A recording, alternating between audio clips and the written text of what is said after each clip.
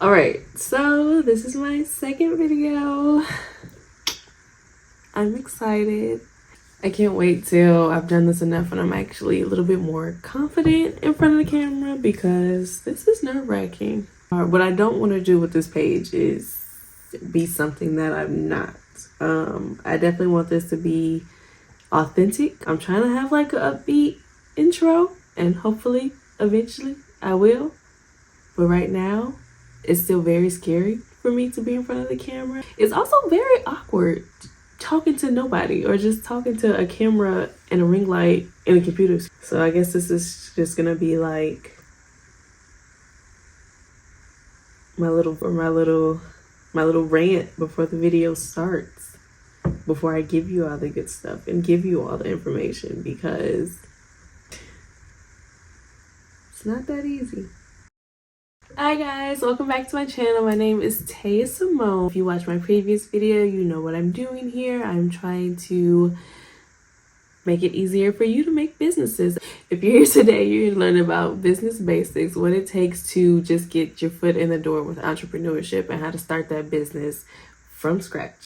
Okay, so the first thing we'll be getting into is the research. So when you're creating a business, you don't really know and you've never done it before, you only know what you see in social media, and sometimes they don't get into the specifics of what you need. They'll tell you the basic points, but sometimes people need more than that. I know I did, and it was hard for me to find. I feel like I kind of had to figure it out on my own. So I'm here today to give you the different points that I use to create my business.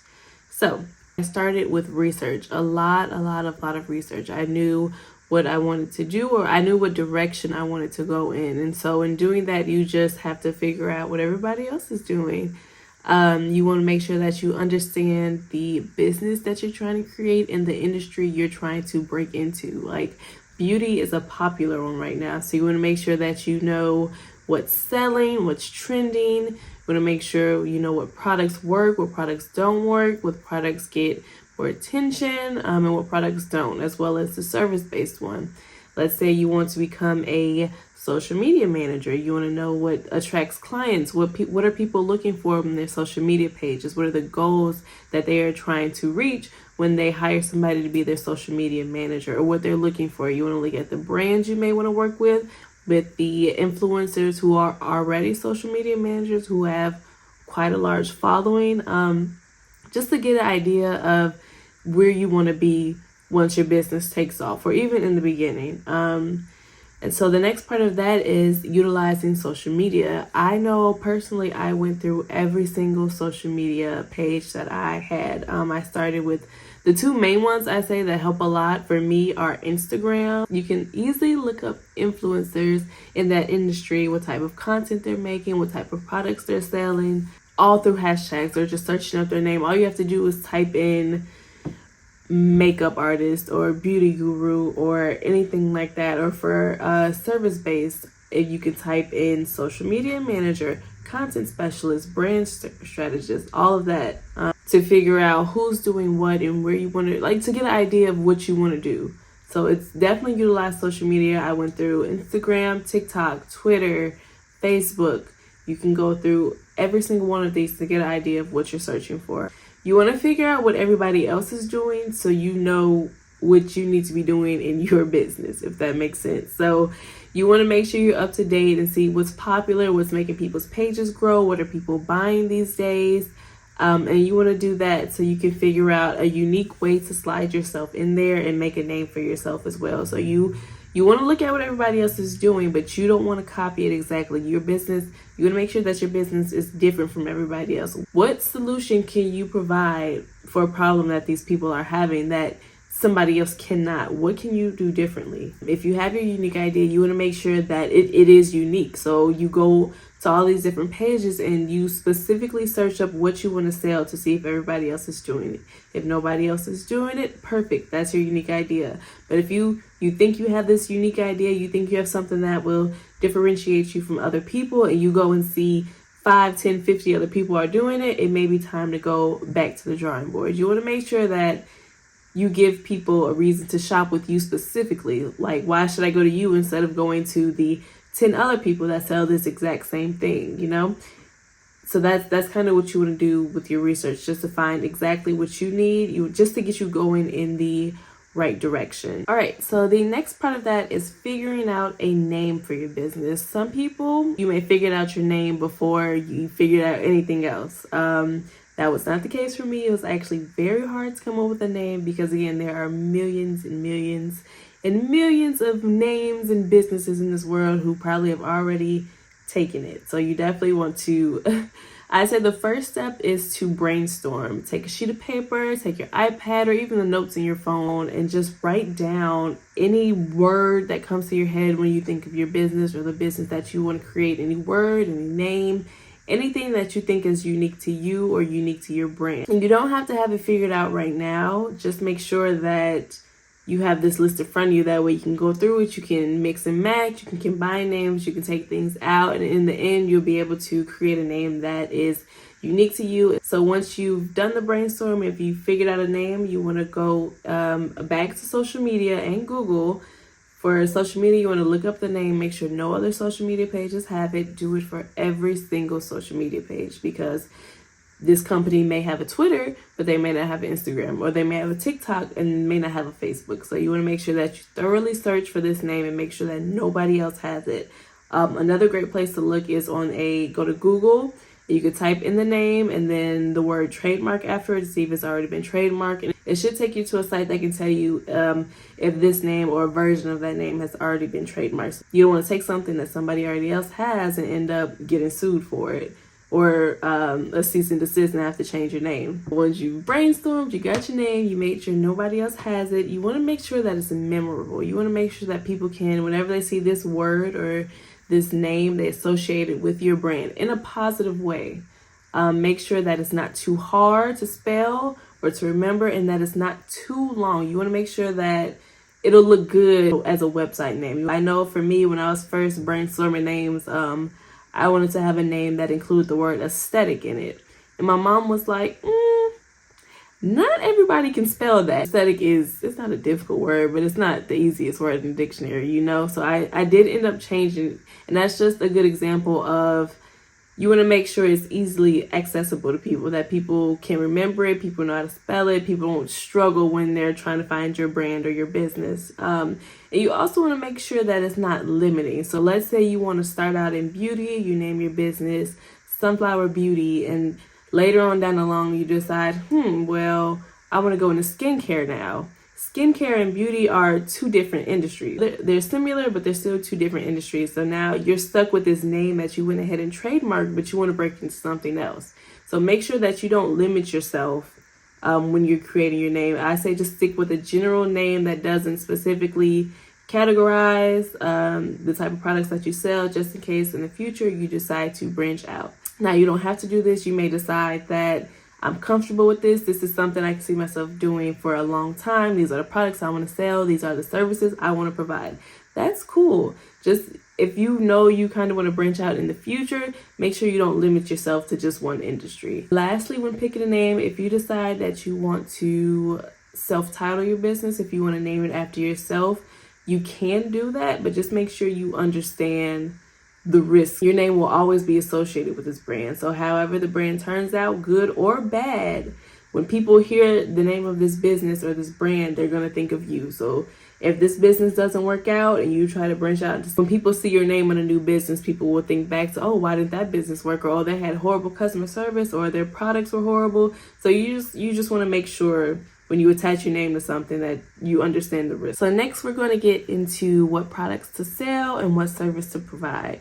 So when you may already have a kind of idea of the type of services you want to provide, but if you don't know what you want to do, again, we're going to go back to the brainstorming. Take your sheet of paper, take out your notes app, take out your iPad, computer, whatever you use to do work on, and brainstorm the different products you could possibly sell or that you're interested in, or the different services you want to provide. I know if, let's say you want to be a social media manager, you have to decide, okay, do you want to just manage, like run the social media pages? Do you want to actually come up with the content? Do you want to handle the direct messaging and replying to comments? Or do you want to reach out to influencers and bring them bring more attention to the brand. It's best to write this out now and get an idea of it, and also help you kind of figure out the niche you want to go into. I mean, just anything you're interested in the industry that you want to go to. Let's say you want to go into makeup. You can write down eyeshadow, lipstick, lip gloss, mascara. If you want to do a service-based product, let's say you want to be a social media manager, you would write down create the content, run the page, respond to DM, direct people to the website, conflict resolution, replying to emails from customers with problems, things of that nature. You kind of want to figure out what you want your business to be about. And once you've narrowed that down, that's when you will, again, make sure you research the similar products. So if you want to go make a specific product and you feel like it's unique to you, you want to go make sure that nobody else is doing it. A great place that I started from, especially if this is a product-based service, was Etsy. Since Etsy is a website that has a lot of homemade or specifically made goods, I feel like that's a great place to start to make sure that somebody else is not already doing it, as well as, again, social media, just to see who's selling what, and Google to find different websites. Once you've brainstormed and figured out your product, you've researched it, and you know it's unique to you and it's something you want to do, you want to learn the process of that. So when I started my body butter business, I didn't know how to make body butter. I didn't know what I was doing. So I started going on YouTube. I started going on Pinterest to find recipes. But the biggest thing that really helped me create my body butter formula that I felt was really good and I was really proud of was Facebook groups. I feel like this is something that a lot of people sleep on. All you have to do is type up the industry that you're interested in the group section on Facebook, and you'll find all these different groups and all these different people who are doing the exact same thing you're doing in different ways. And they're so sweet. They will share the ingredients. They will share what products work, what products don't work, what tools to use. They will help you figure your business out today. Because I know I found my shea butter vendor, and my shea butter vendor was great. Everybody used her. Great customer service. You can find resources from there. Facebook groups really, I feel like, are really slept on, and they really come in handy. Facebook groups, start there. That's the best place to start. And then once you figured out the process, learn the type of ingredients you want to use in your product, or the type of tools you need to create this business. If it's a service-based industry, what type of programs you may need that you could use to help emphasize your business. On this, you'll also get a good idea of the cost that you'll need to start the business. Because you'll know what ingredients you need, you'll know what tools you need to create the ingredients. So you can kind of start to map out how much money you need to save up or put aside to start your business. And the last part is start to get an idea of packaging. I know packaging was something that was really exciting for me. I think I loved figuring out what to put my shea butter in, or what to put my body butter in, and how to put my logo on that and write the name. And I bought a Cricut machine. I thought that was such a fun process. And a big part of people receiving your product or your service is how they feel when they get it. So when they open up that box and see your logos and your colors and the freebies and the little cards, business cards, when they see that, how do they feel? So packaging is a very creative process of it. I definitely feel like if this is a section you're not really confident in just yet, definitely refer to YouTube or, again, social media to see what everybody else is doing, and start to create a type of vision board and get an idea for the direction you want to head in. You don't have to have it figured out just now, but the point of this is to create a basis for what you're trying to create. So I think definitely utilizing the resources that you do have that are free instead of going out and purchasing more is a big part of saving money in your business. Like, social media is free for the most part. YouTube is free for the most part. Facebook groups, free. So, and this is just to get you started. There are a lot of great people who will help you out. All you have to do is take the time to find them. Lastly, we are going to get into the purpose and the goal, the reason why you're creating this business. So when you're starting out, you figured out, you've done the research, you figured out your name, the products or services you want to sell or provide. You want to figure out why you're doing this. Why do I want to create all this? Why do I want to sell all this? Why do I want to provide these services? And it's very important because You want to be able to understand what you're doing and the reason you're doing it so you can correctly convey it to the people you're trying to sell to.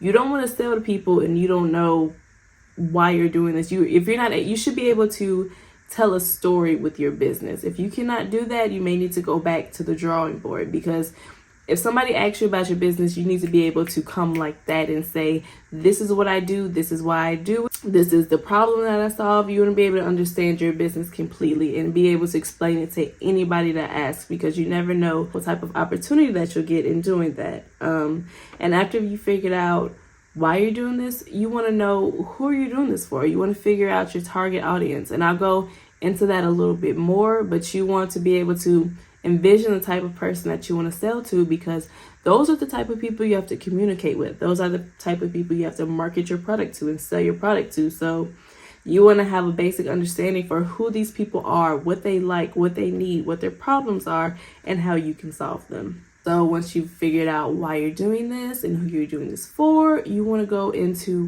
what do you hope to achieve? You've created your product, you've got your name, you've brainstormed. What's the goal of your business? What do you want to achieve at the end of this year? What's your goal here? Why are you doing this? Am I doing this to save up money, to pay my tuition? Am I doing this to be financially free? Am I doing this to help small businesses market their businesses better? Why are you doing this? What do you hope to achieve? And once you've figured out what you hope to achieve, you have to go into how you're going to achieve it. How are you going to do this? How are you going to get your product to these specific type of people? How are you going to market your business? How are you going to create your product? How are you going to make your business successful? And keep in mind, you don't have to have the full answer to this right now, but just know that this is something that you need to know when you're starting your business. How are you going to make your business successful? It's not something you have to have answered right now, but it is something you need to have an idea for. You need to know what direction you want to go in and how you're going to get there. All right, guys, that is all I have for today for Business Basics, starting your business from scratch. Hopefully this helped you all get a basic understanding for how to start a business and how to get your foot off the ground so you're not stuck. The next video will be about branding. We'll go into the visuals and messages that you'll give off to your customers or your clients when you're creating your business. So join me next time if you want to learn more about that. Hopefully I was able to help you out, and thank you again for watching my video.